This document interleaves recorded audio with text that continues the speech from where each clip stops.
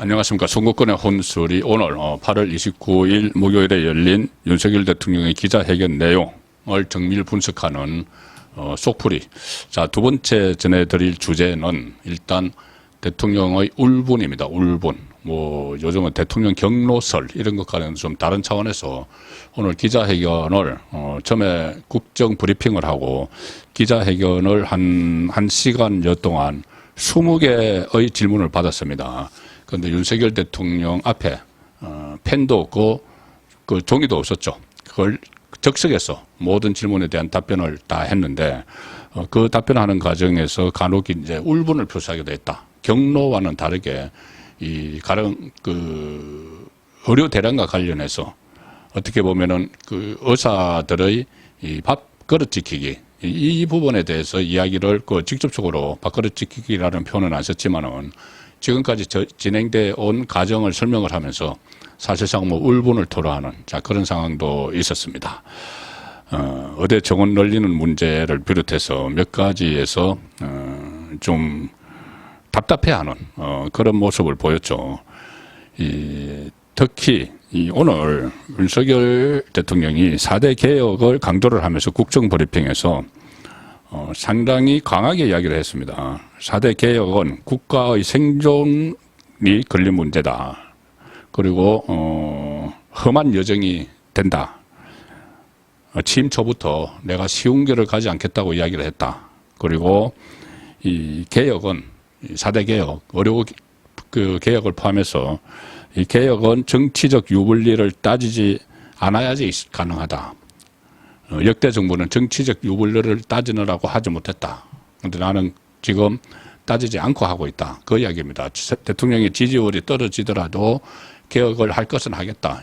그 전부터 강조를 해왔던 거죠. 그런데 지금 특히 의료 대란이 극에 달하고 있으니 이 문제에 대해서도 후퇴하지 않겠다는 입장을 밝히면서 울분을 토로를 했습니다. 오늘 이런 이야기를 했는데 의료 개혁에 대해서 설명을 하던 중에 지금 의대 정원을 늘리는 문제는 마무리가 됐다고 이야기를 했습니다. 마무리가 됐다. 왜 그렇게 윤석열 대통령으로서는 이야기할 수 있는 거냐 하면은 일단 그 연차별 정원 규모가 확정이 됐고 2025학년도는 이미 다 전형을 준비를 다 하고 있죠. 9월에 다 본격적으로 전형이 됩니다. 그리고 한동훈 대표가 2026년 정원부는 일단 유예하자는 대안을 내놨지만 그것도 받아들이지 않고 있습니다. 자, 그 부분은 잠시 후에 다시 설명을 드리고 왜 그러냐면은 윤석열 대통령은 이게 의대 정원 문제는 마무리가 됐다고 오늘 이야기했습니다. 마무리가 됐고 이 지역 의료 필수 의료 체제를 앞으로 구축해 나가겠다. 이렇게 이야기를 했는데 또 2025년 전형 차질 없이 진행을 하겠다. 또 중요한 말을 하나 했습니다. 뭐냐면 지금 전공의들이 일제히 병원을 떠나 있죠. 그래서 이것을 일종의 의료 생태계를 대전환하겠다는 취지의 말을 했습니다. 이 전공의에 의존해 오던 구조 지금까지 이것을 전환을 하겠다 해서 전문의와 PA 간호사가 그 의료 보조, 그건 진료 보조 간호사죠. 간호사법이 통과가 됐습니다. 이것을 합법적으로 하는 그 전문의와 PA 간호사가 의료 서비스의 중심에 서도록 하겠다. 이렇게 이야기를 했습니다. 전공의가 지금 막 이탈을 하고 있는데 지금 당장은 여기에 대해서 상당히 피해도 있고 하지만 궁극적으로는 전공의 중심이 아니고 전문의 플러스 PA 간호사 중심으로 진료 생태계로 완전히 바꾸겠다는 이야기입니다. 그래서 그것을 위해서 5년 동안 10조 원 재정을 투입하겠다는 이야기를 했는데 당연히 이렇게 되니까 질문이 나오죠. 이 의대 정원 문제가 지금 여전히 그 현장에서는 갈등이 일어나는데 마무리가 됐다고 이야기를 하니까는 윤석열 대통령 입장에서는 프로세서가 제대로 이제 진행이 되고 그것과 진행이 됐고 그것과 의료계의 반발은 이제 별개라고 보는 겁니다. 의료계 반발이 있더라도 이것을 쭉 해서 일단 마무리했다. 그 다음에는 반발을 수습하는 차례다. 이 인식을 가지고 있는 것이죠. 당연히 질문이 나오죠. 조선일보 기자가 질문을 했는데 의대 그 정원 문제가 마무리가 됐다고 하셨는데 지금 현장 분위기는 좀 다른 것 아닌가. 그리고 지금 현장에서는 의료 현장이 한계에 다다랐다는 위기설, 그리고 관리자가 잘하고 있다는 대통령실, 입장 차이가 크다. 그 이유가 뭔가 이렇게 묻습니다. 그러니 여기서 윤석열 대통령이 아주 좀 단호한 표정으로 이렇게 이야기합니다. 지금 그 기자 질문에 대해서, 기자 질문 자체에 대해서 의대 정원을 완강히 거부하는 그분들의 주장을 말하는 것 같아. 저도 청와대 오래 출입을 하면서 연도 기자회견 이런 때 제 대통령에게 질문도 하고 했는데, 그 기자의 질문에 대해서 이렇게 어떻게 보면 일종의 감정을 섞어서 받아치는 거죠. 이런 것은 또 처음 보는 이야기입니다. 그만큼 답답하다는 것을 표현을 했다고도 볼 수 있는데, 의대 정원을 완강히 거부하는 그분들의 주장을 말하는 것 같아 기자에게 하는 말입니다. 그러면서 현장에 한번 가보는 게 좋을 것 같아. 그것까지 이야기합니다. 현장에 가보는 게 좋을 것 같아. 여러 가지 문제가 있지만 비상진료 체제가 원활하게 지금 가동이 되고 있다. 현장에서 의사, 간호사, 간호조무사 등 관계자도 헌신적으로 뛰고 있기 때문에 해낼 수 있다고 생각한다. 의료개혁은 대한민국 어디에 살든지 어느 지역이나 차별받지 않고 국민들의 생명권, 건강권에 공정하게 보장되도록 하는 것이다. 자, 그리고 그게 국가가 하는 일이다. 어려움이 있지만 답은 현장에 있고 디테일에 있다. 정부는 헌신적인 의료진과 함께 의료개혁을 반드시 해내겠다. 이렇게 이야기를 하고, 또 이 말씀을 이 말을 잘 들어보면은, 상당히 울분을 느끼는 것처럼 보입니다. 이렇게 이야기합니다. 의사단체들과 37회에 걸쳐서 의대 정원과 의료인 양성 문제를 협의를 했다. 의료인 양성에 공감도 했지만 합리적 추계를 거쳐서 정원 규모를 내라고 하면 한 번도 낸 적이 없다. 그 의사단체들이. 그래서 실제로 그렇습니다. 계속 그 용산에서는 메시지가 몇 번 나왔죠.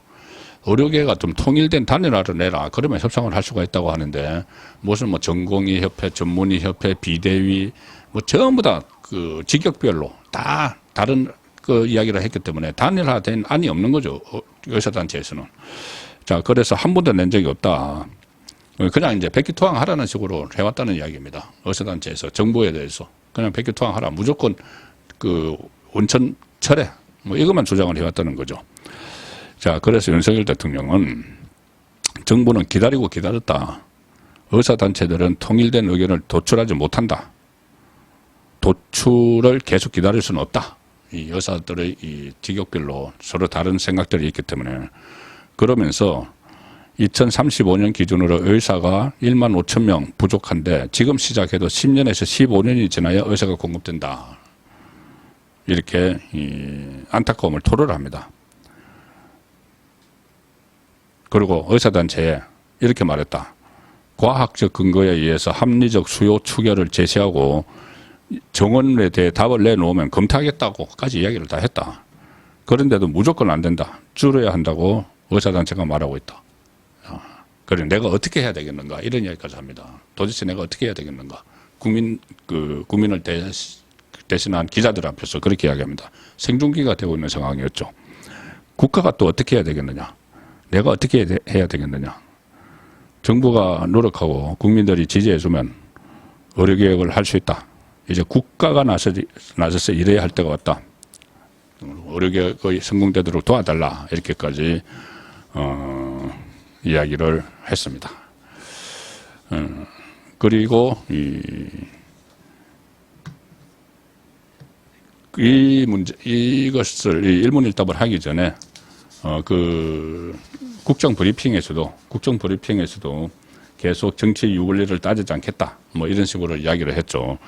그것과 관련해서 이제 한동훈 대표가 내후년 의대 그 정원을 하는 것을 일단 동결하자는 대안을 제시를 했죠. 자, 그 대안 제시를 거부를 했다.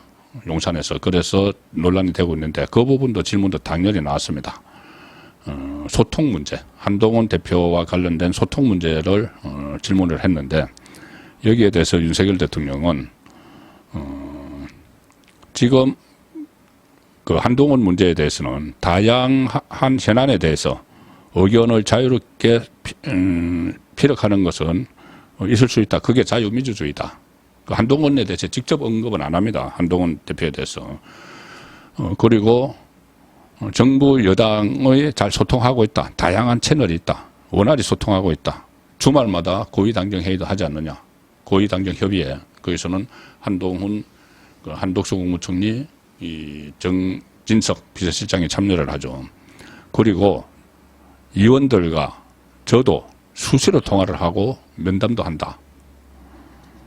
자, 그런데 한동훈 대표는 직접 언급을 안 했습니다. 그래서 지금 사실 이 여권 안에서 한동훈과 한동훈 세력이 일종의 패싱을 당하는 것 아닌가. 그런 말이 어제 오늘 나오기 시작을 했습니다. 가령 예를 들어서 한동훈이 이 대안을 제시를 한 여파로 내일 예정된 용산 대통령실에서의 윤석열 대통령과 한동훈 지도부의 만찬이 취소가 됐죠. 뭐 연기를 했다고 하는데 사실상 취소가 됐습니다. 근데 그 취소가 된 것을 추경호 원내대표에게만 통보를 한 걸로 한동훈 대표 빼고, 자, 그런 상황이 지금 나오고 있습니다. 그래서 한동훈 원내대표는 정부 입장을 지지한다는 말을 벌써 했고, 한동훈 대표는 그 취소 사실 자체를 모르고 있었다. 이런 이야기까지 나오니, 윤석열 대통령이 한동훈을 제외한 다른 여권 관계자들과는 수시로 소통을 하는데, 한동훈 대표와는 어떤 뭐 감정의 골이 쌓여 있는 것이 사실인 것 같습니다. 그런데 이 상태로 윤석열 대통령 그 3년을 할 수가 없죠. 한동훈 대표도 임기가 2년입니다. 그 전에 뭐 대선에 나가려고 그만둘지 모르지만 어쨌든 2년짜리 대표, 그리고 3년 남은 대통령이 처음부터 이렇게 해가지고 모든 피해가 국민에게 돌아가죠. 그래서 오늘 기자회견에서 윤석열 대통령이 여러 부분에서 좀 울분을 토로를 했지만, 집권 여당과의, 그러니까 아침에도 제가 말씀드렸지만 윤석열 대통령과 한동훈 대표가 어차피 같이 가야 됩니다. 그러면은 좀 정례 회동을 만들어서라도 현안이 없어도 만나고, 현안이 있으면 더 자주 만나고, 그런 식으로 풀어가는 것이 양쪽을 위해서 윈윈하는 방법이 아닐까 생각을 합니다. 송국권의 혼술이었습니다.